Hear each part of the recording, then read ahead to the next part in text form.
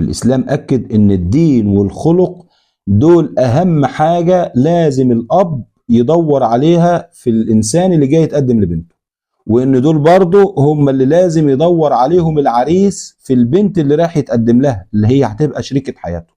الدين والإيه؟ والخلق. صحيح إن الإسلام اتكلم في مسألة المهر، وإن البنت ليها إن هي تطلب مهر المثل، يعني مثيلتها في نفس عمرها أو في نفس ثقافتها أو في نفس المستوى الاجتماعي اللي هي عايشاه أو في نفس مستوى النسب، ليها إن هي تطلب مهر المثل، مثيلتها زيها زي اللي ليها نفس المميزات بتاعتها.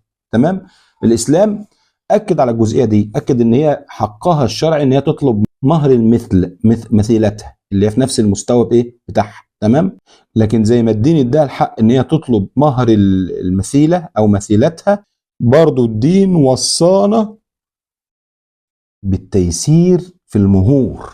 قال صلى الله عليه وآله وسلم: أكثر الزواج بركة أيسره مؤونة. أنت واخد بالك من كلام النبي صلى الله عليه وسلم؟ أكثر الزواج بركة أيسره إيه؟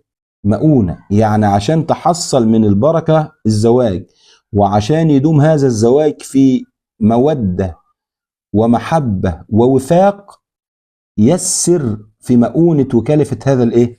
الزواج. دي وصية مين؟ وصية النبي محمد صلى الله عليه وآله وسلم.